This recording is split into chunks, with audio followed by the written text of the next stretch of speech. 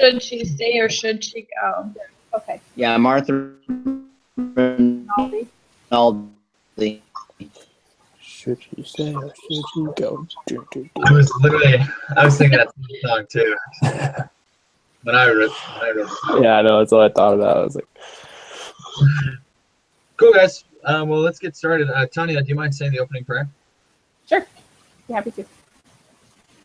Our dear gracious Heavenly Father, we're grateful that we had to meet together as a group. We ask that the Holy Spirit will be with us as we go through this discussion this night, that we may bring out the points that we need to make and that we may learn from them and apply them in our everyday lives. We're grateful that we have to attend school and to be part of this great institution. We ask for thy blessings to be with us. In these things we say in the name of Jesus Christ. Amen.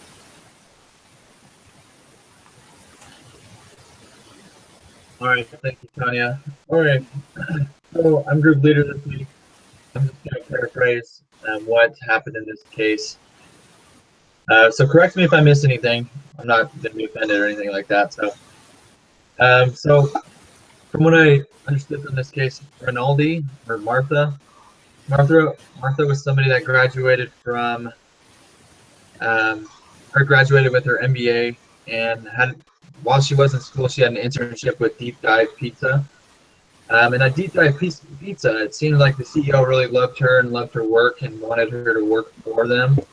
But she also got into contact with Potomac, or I hope I said that right. Kind of a bigger company. And she ended up deciding to go with Potomac because it seemed like it was a bigger company, and she wanted to learn and get that experience and training from a bigger company. While she was at Potomac, she really liked it in the beginning with all the friendly people, and everybody that she met was really nice to her. And then she got to her division. I think you can call it a division. Then she met her boss and coworker, and ever since then it kind of didn't go her way. She didn't really receive any assignments. They were kind of, I don't know, treating her poorly. And she caught the boss and the coworker kind of in this weird situation, like kind of close to each other. So that's kind of what's going on with her there. And then she kind of seemed to get along with other, I guess you would say managers or division leaders. She got along with other division leaders and other groups and kind of considered hopefully maybe getting over.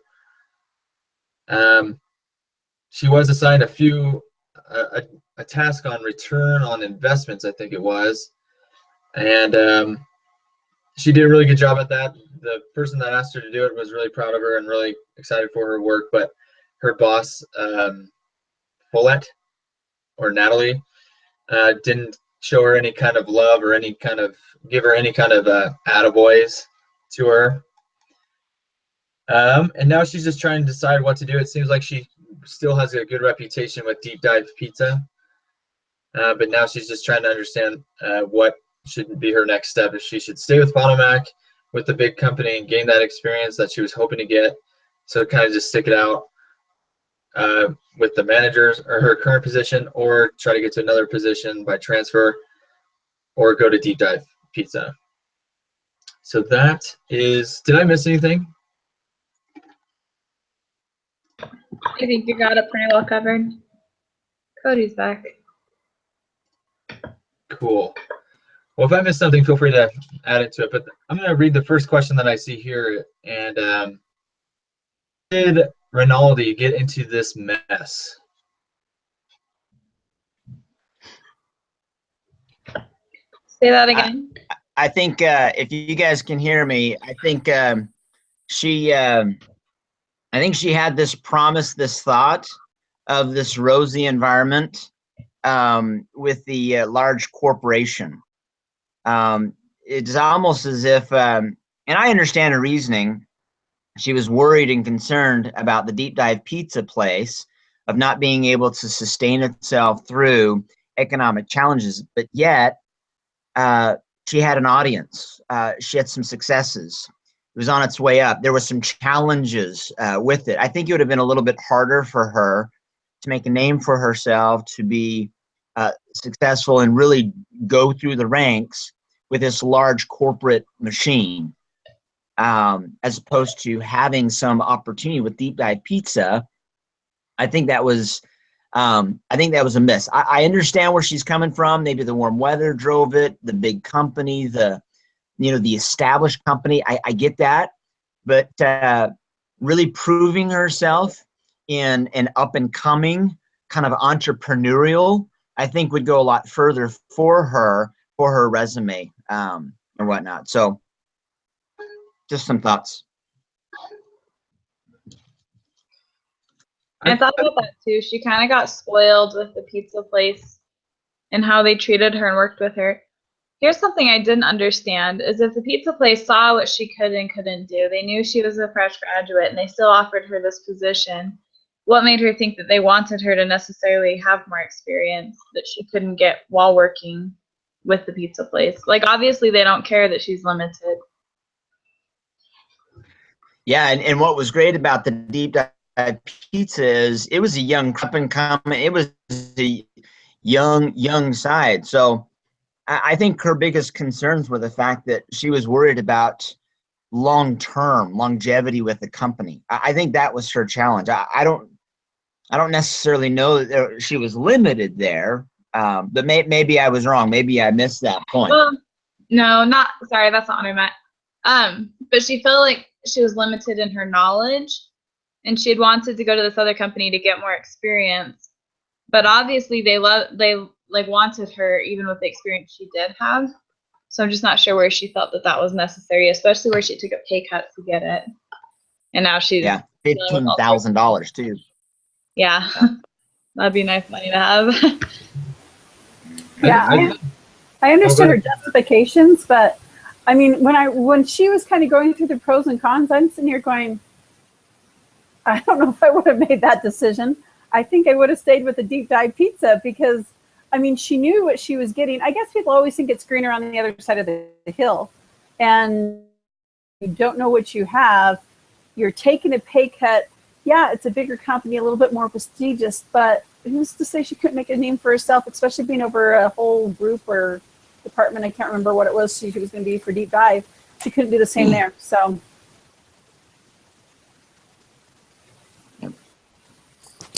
Yeah, I mean, to her credit, kind of like what Cody was saying, she did do her research. So she was trying. It seemed like she's trying to do the right thing. But yeah, it was interesting because at Deep Dive, I think she would have gotten more experience because I think it said that they spent like a lot of their resources in advertising. That's what they like really focused on, and she would have been like the go-to person with like a lot more resources. It seems like so. That was interesting to me. I think one thing with her is kind of summing up of what we all said. I think with her, she kind of sold herself short a little bit. Like, obviously the CEO really liked her work and really trusted her to even give her that position right away and with that much money. But she really wanted to gain that knowledge with a big company. I think she would have learned experience by just getting thrown into the fire with Deep Dive. But I think she got into this mess kind of by selling herself short and not believing that she could get this stuff done. But if she would have gone with Deep Dive, she could have, if she had any questions or anything, she could have gone straight to the CEO. But that's just my take. I think the experience that she would have, successful or not with Deep Dive, I think that would actually chalk up as a much more beneficial move for her, resume-wise. She'd stick it out for a couple of years. She'd be able to have some nice big wins, even if the company struggled. I think going through that process is far more beneficial for her than going to the large company and, frankly, getting lost in that large corporate environment, as opposed to being able to stand out and shine quickly and you roll up your sleeves and get some marketing muscle built up. They're not going to do that in the big company. They're not going to entrust her to some of these. It's going to take some time. So. Awesome. Does anybody have any more points or comments on that question? Cool. So the next question I think would be a good one is, why do you think she received such poor appraisal? Did she deserve more? And that's after her project and presentation. Definitely she deserved more. I think she was constantly kind of overlooked and stuff. And I mean, it sounded like she did what she was asked to do and did a good job on it. And so, yeah. Yeah, I agree. She she definitely deserved more. It doesn't make any sense to me that a manager wouldn't at least say, "Hey, thank you," or I mean, they just didn't give her anything. It does seem to me that Natalie is very new to management, and that she's not adjusting very well. And that might be some of it. I can add that same thing. Like, even if it wasn't in the meeting, like, oh, guys, by the way, she contributed this and this and this and this, because I feel like that's not how it happens in meetings. But she should have had at least the manager thank her or comment on it, not the person who she didn't even turn it into, to the head of the business. If they saw it, then obviously her manager should have. Yeah, I think it's largely partly because Natalie's so new. Development of like these new employees isn't her priority or her focus. Like, she really didn't care to give her their time or attention. And I think if you're developing someone, it's critical that you compliment them and let them know what they're doing well and help motivate them. And she didn't really care to do it, except for Vohan, and we all know why. Yeah, I agree with that. Especially like newcomers, like you need to help them recognize that they are doing a good job, if they are doing a good job, so they can keep that up in future projects. So I definitely agree with that point.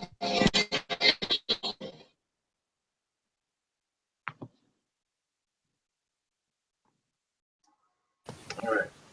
I think we should just call the Von Voldemort or something like that. You should. Okay, sorry. That's a good name. That was a good name for him.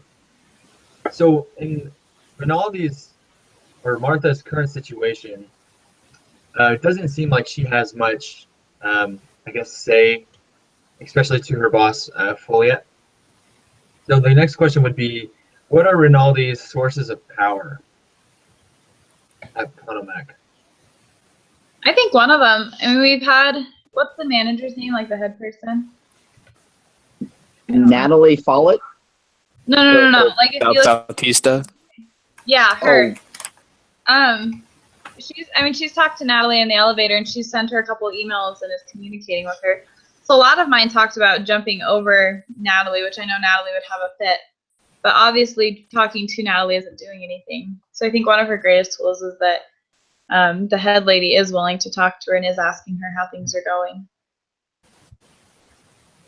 Yeah, I agree. I also threw that in my paper, doing what's called the skip level, a skip level one-on-one, and that's actually becoming a little bit more common practice, is where you get feedback from not your direct, but your direct's direct, and asking for something like that can go a long way.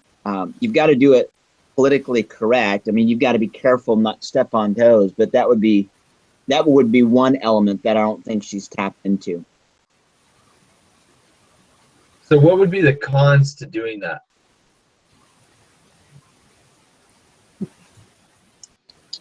Retribution. Yeah, recognition, like Tanya said, but you could also I said retribution. you could also make enemies pretty easily. Follett just how she is already, she's not going to like it. Well, Yeah, I actually said retribution. I don't think she'd get recognition. I think she'd get retribution from all. Oh yeah, she'd have to be real careful in how she presented that. I think there's a way that she could do it, and lift up, not tear down, but just ask for guidance and direction, and do it in a way that no one's thrown under the bus. But that may be really hard with Follett. That may be hard with that crew. Yeah, I mean, and it kind of happened to her too when Jamie Vaughn was asking her to do like all that work for him, and she kind of stood her ground. All of a Administrative. sudden, yeah, Fall showed up in her office and was like, "Hey, what's the deal?" I mean, Jamie clearly went over ahead and just tattled. I kind of feel like, I don't know, depending on the relationship, she's got to gauge that, just see like, because if Bautista has a pretty good relationship with, Natalie, it can get ugly. But yeah, it's tricky. Wasn't there something in the case that another employee had mentioned to Martha, like on the bus or something, that there was speculation of an affair going on between them? Yeah, And so that the should other be, guys. like Yeah. that should be brought up to, I would think, to Ballista, or however you say your name. Just like, hey, this is kind of what we feel like is going on. I don't know if that how you want to address that or what, but I think that should be brought up to Colette's boss and see how she deals with that. So I don't know. I wrote about that and how that shouldn't be in the workplace, especially with a new intern, or not an intern, but a new employee. Yeah. Because the way the case is written, it really sounds like they're both over her. But if you look at the end, that exhibit, it says that her and Jamie are both actually at the same level. Yep. They're both associate product managers or something like that. Yeah, but it totally, the way that it's set up, she really has no power over either of them because Follett's gonna go with Jamie no matter what. Jamie? Yeah, I'm forgetting names. But I think another thing, you had talked about having a like slick way to kind of nudge it in there, but one of them could be when she went and helped the other assistant, and oh my goodness, guys, these names are gonna kill me. Jamie, John, or whatever. Julius had emailed her and was like, hey, what are you doing? We want to see more like this. I think that another thing she could do is like, well, just like email her back and be like, okay, so what are some other opportunities I have to do stuff like that, return on investment or something like that, where it's being shown that she's not even given a chance to do that stuff. But Does anybody have, just out of curiosity, does anybody have any experiences of when you were in the workplace where you kind of had to go to your boss's boss and how that turned up?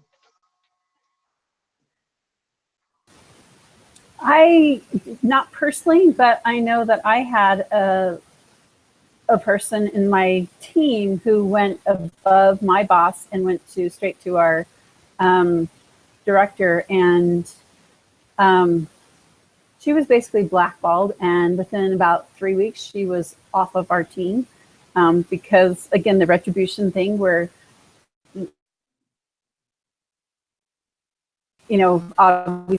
of course I didn't agree with, because she was just voicing frustrations regarding the manager, and for obvious reasons. And so it was hard, because it was like anyone this manager didn't like was gone. She got these people forced off the team, and so you knew you couldn't go talk to the director because you'd be gone too. I spoke with my sister-in-law just this past weekend, and she was saying that how she had to go to her boss's boss to kind of talk about her boss, kind of a similar, this is what I was reminded of when I was reading the case. And her boss was an alcoholic, and she was sleeping with vendors and things like that. And so she brought it up to her boss's boss, and the boss brought that up to the CEO. And they're just like, yeah, we know she's an alcoholic. Why haven't we taken care of this already? And so shortly after that, they fired her. And so she's out of the company now. And so I don't know, that's, especially with the whole speculation of an affair going on between the two of them, that's really what my mind was drawn to the whole entire time. So that was just an experience that my sister-in-law had with it. So.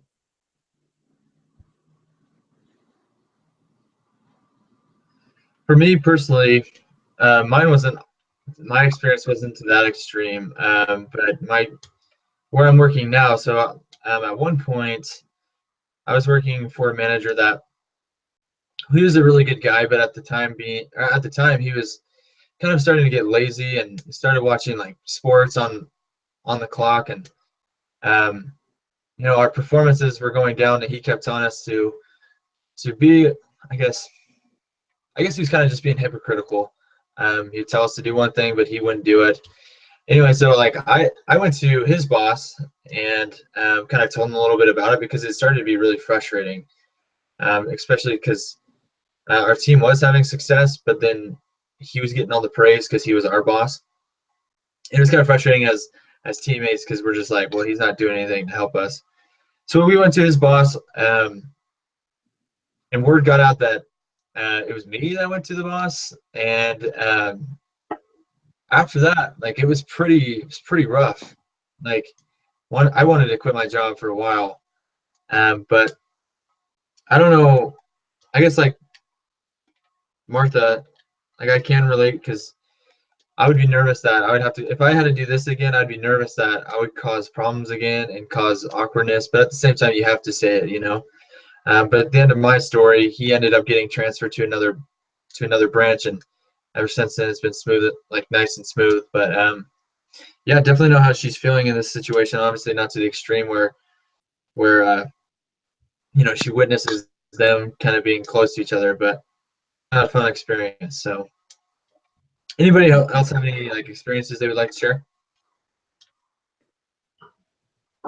I've never actually had to deal with that, but kind of commenting on what you and Tanya were saying about how the people were forced out of the team, or you just felt super uncomfortable and things were kind of tense. In my case, or in my write-up, I had actually proposed that, because I mean, the issues do need to be talked about, and she's kind of in a nice spot where she can bring the issues up to them, and she can actually just hop companies and wouldn't have to deal with all the like retribution. But then the problems could still be at least brought up so they could be addressed, because I feel like everybody in the company knew they were there, but nobody's doing anything. So she might just need to be a pioneer for everybody else. Yeah, I really haven't had to do that as well. Just partly because I'm in my company, anybody in a leadership role, they have like we have a system where like a survey goes out to the teams about them. So you don't really have to jump heads. It's an anonymous survey, so if anything's happening, we can include it there, and we can feel safe. And that's kind of what I included in my write-up too. And I felt like things weren't getting escalated because of that situation. I mean, Martha didn't want to tell him, because I mean, Bautista approached her and asked her if everything's okay, and she had said like, "Oh, everything's fine," and she thought to herself, "Oh, I'm glad I didn't disclose anything," because loyalty was big to her. But I felt like if there was a safe meeting or a way for her to get that information out, more things will get escalated and brought up. But yeah, at my company, we just have those surveys, so no one has to like really. I mean, they could if they wanted to, but we have that opportunity there. Yeah, I've never had to deal with that, but the way I see it is if you don't like how things are going currently, they're not going to change if you don't change. And so, I mean, something has to change if Martha's going to stay there, whether that's Martha leaving or her staying. I mean, something has to give. So the best way of doing it, I don't know.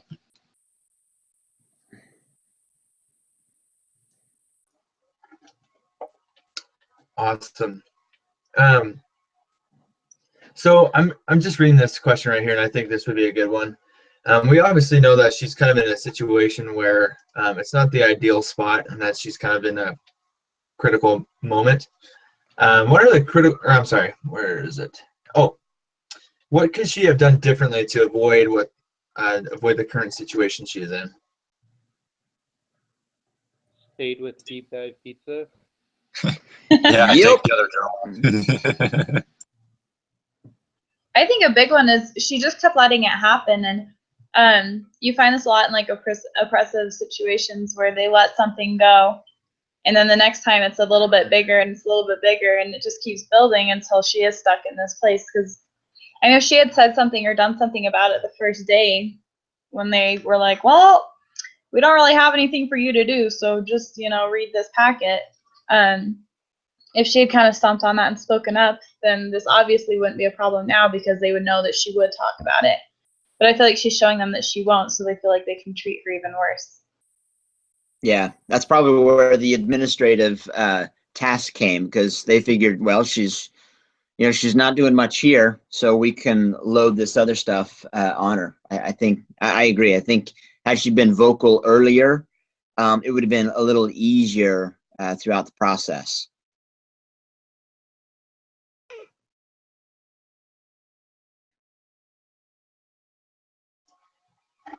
All right. I guess one of the last questions, if she decided to stay in her current division, I guess we already kind of talked about that. Anyway, sorry, scratch that. I guess my next question is, what should she do now? What should she stay with Potomac, or should she go to deep dive? Should she try to be transferred? What is everybody's opinion? My opinion is Go back either to get deep transferred dive. or go back to deep dive. Yeah. I definitely was saying she needs to go to deep dive. I mean, it's an increased pay. It's people that appreciate her and she's familiar with. It's a good environment. She'd be free to do whatever she wanted. What's not to love about that job? Now, do Yeah, you I seem think that drama free. this still open? What was that? Well, they did say something that she had checked in and there was still an opportunity there. Whether it was the same, there was still opportunity and they were still asking about her. Yeah, they gave her a standing offer. Mm-hmm. Yep. Standing offer to come back. Did you? Yeah, I definitely said that she should go back to deep dive. I mean, I just don't see why she went with the Potomac in the first place, like we were saying earlier. Better pay. I guess she didn't know that she'd have to deal with all the crap, so give that to her. But yeah, I would go back to deep dive. I think for me, personally, I think Martha is wanting to gain the experience that she wants in marketing. And I kind of was, when I was reading this, I was thinking of, this is kind of a funny example, but I was thinking of my mission and where I served my mission. I served in Brazil, so I speak in Portuguese. And I really wanted to gain that knowledge of Portuguese so I could be able to communicate. And I loved the MTC, and I thought it was a great place. But where I really learned Portuguese was being thrown into the fire in Brazil. To me, it's like she stayed in the MTC when she went to Potomac. She can learn things, but it doesn't seem like the best place for learning. At Deep Dive Pizza, she's thrown into the fire, and she'll learn those things quickly. So that's kind of like my take on it. I think she should have gone with Deep Dive, and I think she should still go to Deep Dive because she does have that relationship with the CEO and I think a vice president or somebody else that's really high up there. And she does, like some of you guys said, that she does have the free range to do whatever she wants, with approval, of course. But if she ever does have those questions, she has the CEO to talk to. So I think Deep Dive Pizza is the place she should have gone, and she should still go to. Yep. Anybody Totally else? agree. Do we all agree on Deep Dive Pizza? Yep. Yep. All right, guys. Well, I think it was a good learning experience for her, though. I mean, I think she kind of got a little taste of corporate America and got a taste of a bad boss. And I mean, I think you learn from every bad boss you have on things you wouldn't want to do if you were a boss and stuff like that. So I think it was a good learning experience for her. So maybe that was, a good thing, because then she realizes too that it's not greener on the other side of the hill, and Deep Dive's looking pretty dang good right now. Yep. Didn't it say also that she, or like assistant project managers, like switch departments every year or something like that too? I mean, so she can take her chance. I still think Deep Dive, but I mean, because I mean it's still a chance. Because you did hear good things about the training. It seems like Follett was just a flaky, interested in office romance instead of developing her. So I don't know. I still think deep dive though. Yep. Okay, so one of the last questions that I have here, what have you learned about yourself and what motivates you at work?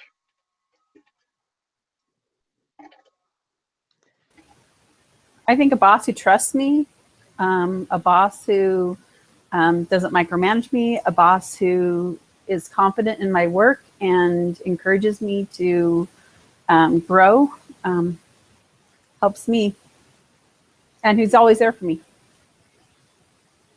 I think it's important that your work is actually challenging, like you're actually doing something, because it sounds like she just was kind of sitting there a lot reading things, not really, I mean, doing like menial things, but not actually doing what challenges her. And I think a challenge kind of keeps you going and keeps you interested. Yeah, I like to look back at the day and see that I've accomplished something, you know, sitting there, you know, maybe the first day trying to catch up. Hey, let me go through this packet and understand what's going on. Yeah, that you could probably count that as getting something done. But after a couple days of that, that's just like, are you kidding me? Come on, give me something to do. You know, it drives me nuts. Yeah, it's interesting. In one of my classes I'm taking in HR management, there's a great video by Dan Pink that talks about motivating factors in work. And, you know, the knee-jerk reaction is money, right? Everyone thinks that it's money and bonuses. What's interesting is the concepts and the things that you guys have all talked about. I didn't hear a lick of money. I didn't hear a lick of raises or bonuses or anything else. I heard autonomy. I heard trust. I heard doing something. And what's great with Dan Pink is he goes through that and he says, you know, the things that matter are autonomy, making a difference, developing. These are the things that matter for the working individual. And that's what makes my current job now so awesome is I have that autonomy. I have the ability to lead out and do, but I have the opportunity to build and develop. They put full trust in me to develop myself and my team and everything else. That stuff is fantastic. Now the money is just part of it, but I don't do it for the bonus. I don't do it for the money and everything else. I do it for all the things that you guys have listed here, which again is that trust, making a difference. So anyway, interesting how your responses have all played into exactly what I heard from this gentleman on these YouTube videos. Very good. I was gonna say the bonuses and all that. No, but I think you're right on cue there, Cody. You know, it's kind of frustrating for me. Like I love sports. I see all these sports athletes like just try to squeeze out every dollar in their contracts to get the most. Anyway, but I think for me, what motivates me at work, kind of what's already said, I enjoy the new challenges every day. I work for, I guess, it's not the most popular company right now, but I work for Wells Fargo. Yeah.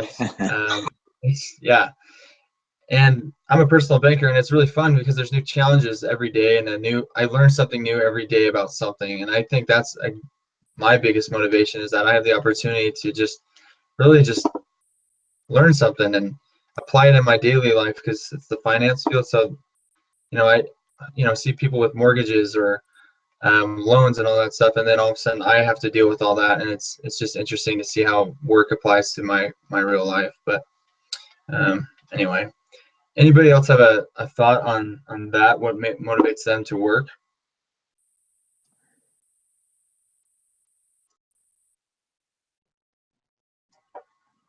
Cool. So I went through the questions that I thought were going to be pretty relevant to today's case. There's a few bullet points that explain what happened. So it said Folliet and Vaughn both left shortly, and Rinaldi learned that Folliet had been job hunting during Rinaldi's time there. Rinaldi had two new bosses who admired her at work, and relied on her. She was promoted ahead of schedule. So I guess she didn't go deep dive, but so it sounded like it worked out for her. But I still that's all the think deep dive would have been better. Yeah, I think it would have been interesting. I think she would have, anyway, had a better experience. But those are all my questions for today. Does anybody else have any questions or points they want to bring up? I have one, but it's unrelated to the case. So, okay, two things really quick. So, Nathan, you're on for next week. Is that right? Yes. Okay, perfect. Second question. Can I just ask a favor? And this is just a personal favor, I guess. You know, on our discussion boards, technically they're not due till Monday morning. I try so hard to get my homework done by like Saturday morning so that or Friday night or whatever, so I can actually be with my family on the weekends.